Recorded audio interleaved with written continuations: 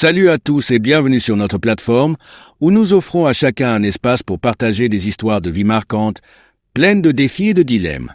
Aujourd'hui, nous recevons une femme courageuse. Elle traverse une situation personnelle délicate, pleine de passion, de remords et de décisions difficiles à prendre. En toute sincérité, elle vient partager son expérience, espérant trouver dans vos conseils un éclairage pour avancer. Écoutons ensemble son récit poignant et plein d'émotions. Je suis une femme de 39 ans, vivant une vie confortable avec mon époux et nos 3 enfants. Mon mari, un homme d'affaires très occupé, est souvent absent pour des raisons professionnelles. Pour faciliter mes déplacements, il a récemment engagé un chauffeur, un jeune homme de 27 ans. Discret, respectueux et toujours attentif, il semblait au départ être le parfait professionnel. Notre relation a commencé de manière strictement professionnelle. Il m'accompagnait partout, ouvrait la porte avec courtoisie et veillait à ce que tout se passe bien. Mais, avec le temps, des changements subtils ont commencé à émerger.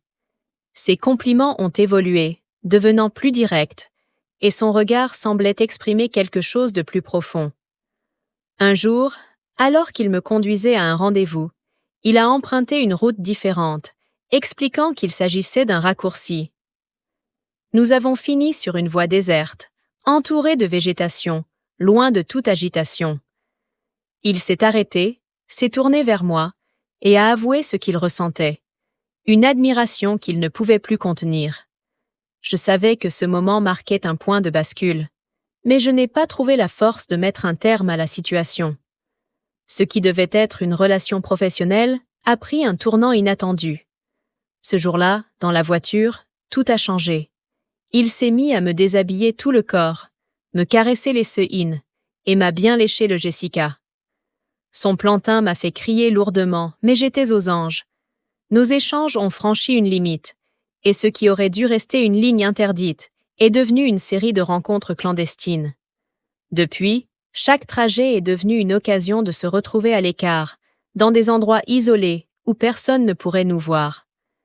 Mais ces instants volés, aussi intenses soient-ils, m'ont laissé avec un sentiment de culpabilité croissant.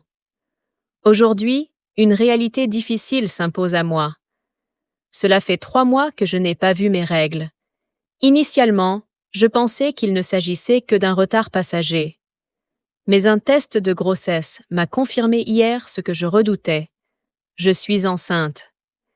Ni Jacques, mon chauffeur, ni mon mari ne sont au courant de cette situation. Je suis déchirée entre le désir de protéger ma famille et la peur des conséquences si la vérité éclate. Dois-je tout révéler au risque de briser ma vie de famille ou garder ce secret pour moi et faire face seule à cette réalité? Vos conseils me seraient d'un grand secours. Que feriez-vous à ma place dans une situation aussi complexe et délicate?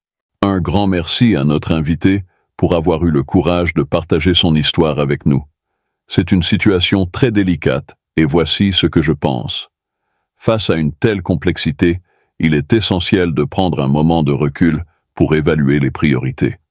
Si j'avais un conseil à lui donner, ce serait d'être honnête, mais de choisir avec soin à qui s'ouvrir et comment. La transparence avec les bonnes personnes peut aider à construire des solutions qui respectent toutes les parties concernées. Quant à cette grossesse, il est important qu'elle réfléchisse profondément à ce qu'elle souhaite faire pour elle-même et pour son avenir. Il ne faut pas agir dans la précipitation, mais avec un esprit clair et lucide. Enfin, préserver sa famille, tout en gérant cette relation complexe, demandera beaucoup de maturité et de courage. Mais je ne suis qu'une voix parmi tant d'autres. Et vous, qu'en pensez-vous?